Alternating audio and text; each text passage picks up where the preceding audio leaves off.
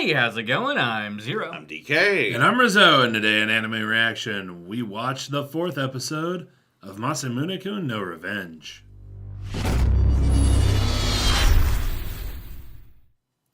If you want to check out our reaction to the 4th episode of Masamune's Revenge, hit that link in the description below. And be sure to give us feedback in the comment section because we love hearing from you. And as always, if you like what you see, subscribe to Otaku Saga. And don't forget to like and share our videos. And thanks for watching. So on this episode of Masamune-kun no Revenge, the cringe is real. The cringe is real. It's very real. Oh, God. Oh, boy. All the ways that he messed up. Yeah, Really? so at the beginning we see him studying More shoujo manga. more shoujo manga, which is terrible. And then not only does he use some of the lessons he's learned, Lessons. No, he tries to reenact scenes. he not even just reenact, like word for word. But the problem was like all at the wrong times too. Yeah. It's kind of like applying for a civil engineering job, but your only experience is playing SimCity. And it ended up just as well. Yeah.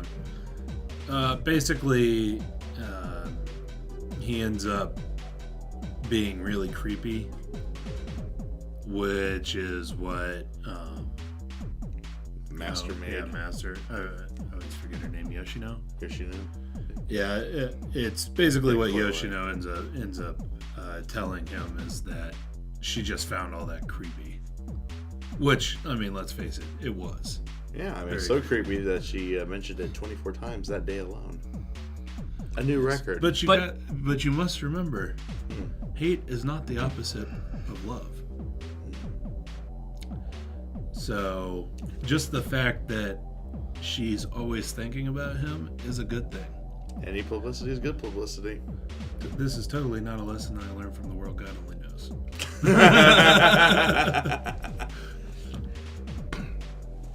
It totally is. I kind of wish I watched that because maybe I would have learned that lesson the first like 8 times. Ow. Ouch. Truth bomb. Yeah, so Yoshino gives him the advice to start ignoring her. Basically, Yeah. make her frustrated. And, well, that works a little too well. Right? Because, oh my god. Especially since she's trying to give him back the umbrella that he lent her. And, every time he's like, nope. Well, the big problem was you didn't get this reveal until a little bit later in the episode, but the very final time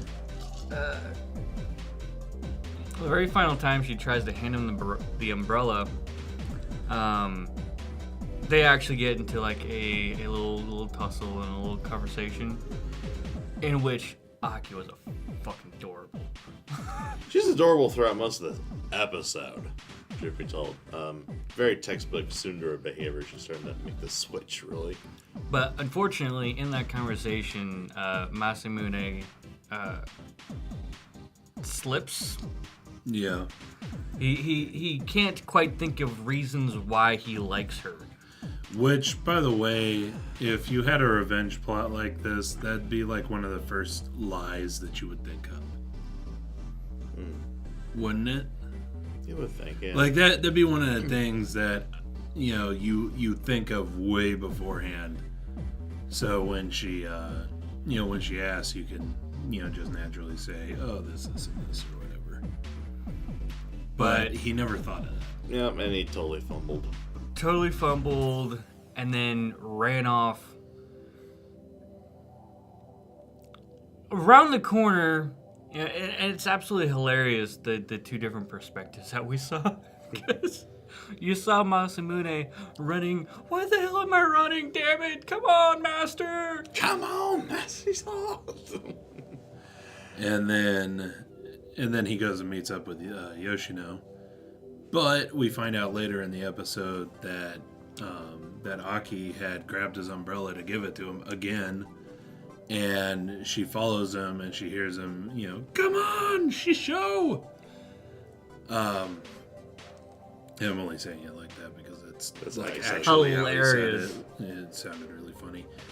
And so she's like, Master. So she decides to follow him even longer. Yeah. And he goes immediately and meets up with Yoshino. So Aki sees him meeting up with Yoshino in the park. And then also, she doesn't get the full grasp of the conversation. So she thinks that he's seeing Yoshino behind her back. Yeah. Well, I mean, technically he is, but see. Like, yeah. Yeah. Like So that just like compounds into What happens next? what happens next. So Yoshino ends up giving him advice, and so he writes a letter with all the the way that he feels right now, and he tries to slip it into Aki's shoe locker, but she catches him, so he tries to give it to her in person. She crumples it up and throws it away without reading it. Shot down. Yeah, and then runs away. And that's when we find out that she had followed him, and she thinks that he's two-timing her. Yep. Aki decides to. I can only assume that, much like earlier in the episode where Masamune was trying to ignore her, and it was very hard for him. This is almost exactly the same situation for Aki. Because not only does she just crumples out the paper and throws it away and then walks off, she walks off school. Yeah, she turns around and leaves school. I think she's actually not doing this on purpose. I think she's just genuinely flustered and frustrated. Yeah, I'm not starting saying to catch feelings pretty badly here. it's not like it's not like on purpose, right? When she was very harsh to Masamune, she hadn't been that very harsh to him in a while.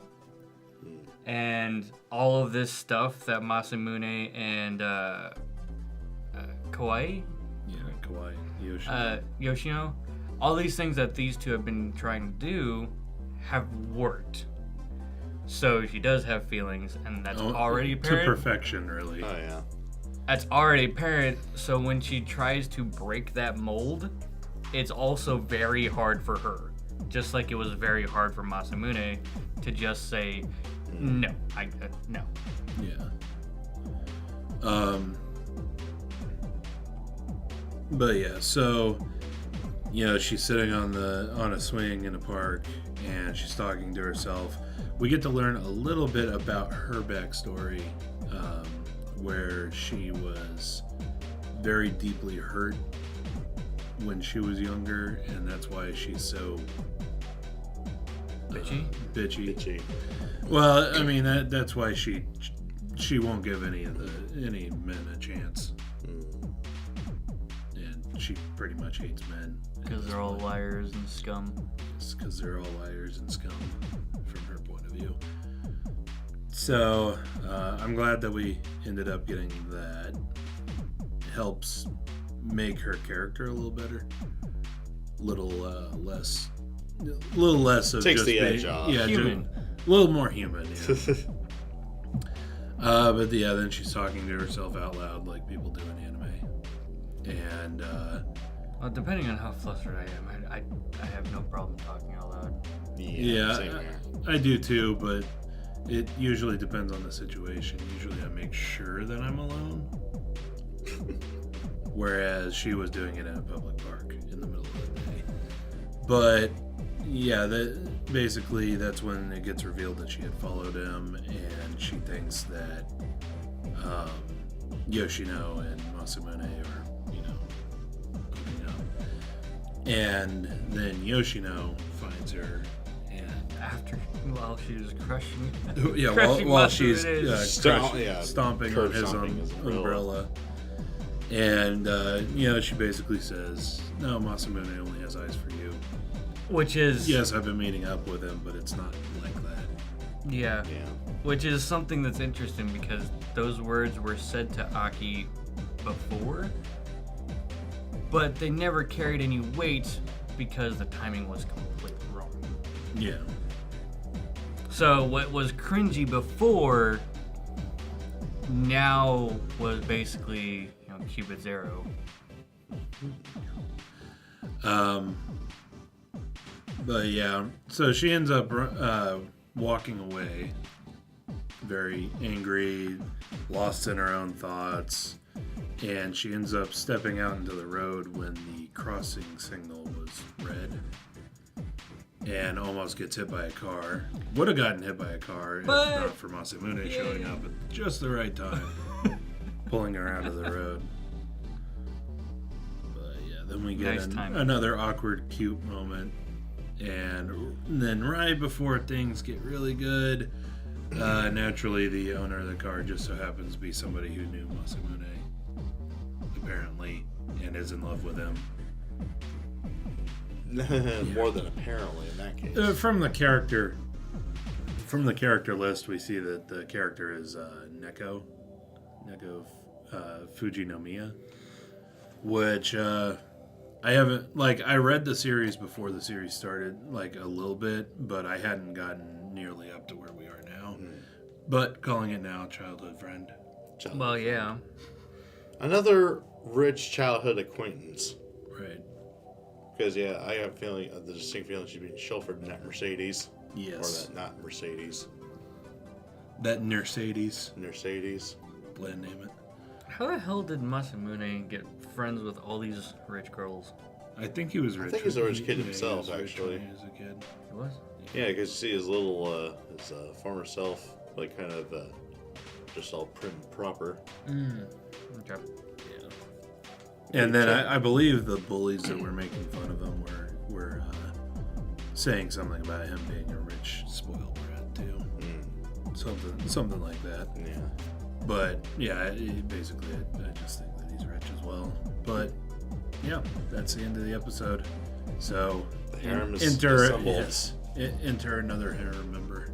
Should be the last one if the ending credits are to be believed. Yeah.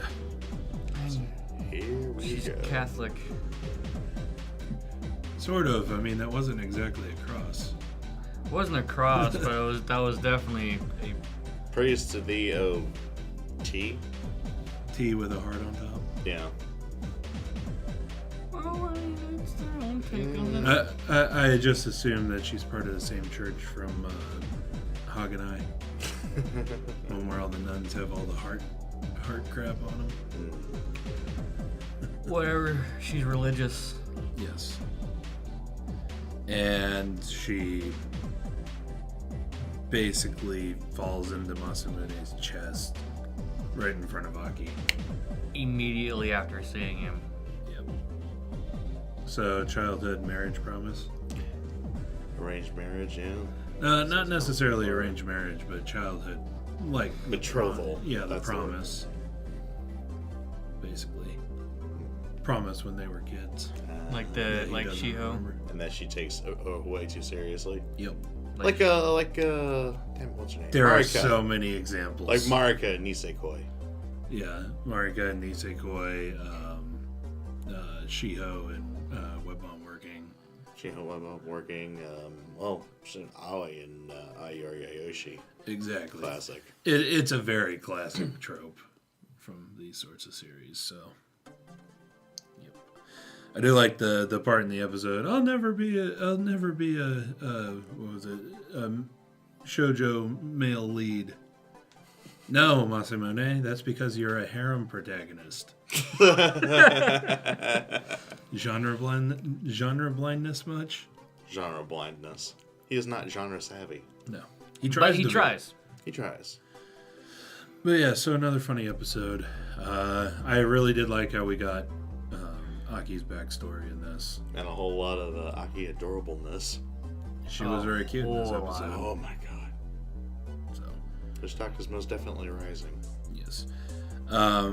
And I do want to say that she's one of those non-cliche tsunderes. The kind of tsundere that tsunderes are supposed to be, but most of them nowadays are just like the super cliched ones. You can just put them into either type A or type B. Kind of Well, not necessarily. Not necessarily that. Just basically, it's like almost like a linear progression where it's like, oh, I hate you, Baka. I'm starting to develop feelings for you. It's not like I like you or I anything. think, Yeah, and then just like straight totally up. wants the D. Yeah. I don't know. I find that the way that they develop her character comes across a little better than we've seen Tsundere in recent years. I do like. Totally agree. I agree. I do like her development. It seems a lot more true to life. Where it's not so much like you put it a linear progression, but it's kind of almost a day by day or sometimes moment to moment deal. Yeah. Kind of, Well, we're gonna get a few more episodes here where she acts all bitchy to him because his childhood friend showed up. Yep. So, yeah. Let the harem games begin. May Futaba ever win? That'll never happen. That'll never happen. One day, we're gonna get rich. We're gonna make an anime, and we're gonna make sure that the girl who would normally never win wins. And piss off everybody. Out of spite. Out of spite. Out of spite for the entire anime industry. Oh god. Anyway, so let us know what you thought of anime, what you thought of our reaction in the comment section below. Yep, thumbs up if you like it. Thumbs down if you don't. But that's gonna do it for this episode of Anime Reaction. As always, I'm DK. I'm Zero. And I'm Rizzo. See you next time. And go ahead and click on my face to go to our most recent Otaku Saga talks. Click on my face to go to Otaku Saga Gaming, our gaming channel. And click on the waifu to subscribe to Otaku Saga and check out our new and improved Patreon page.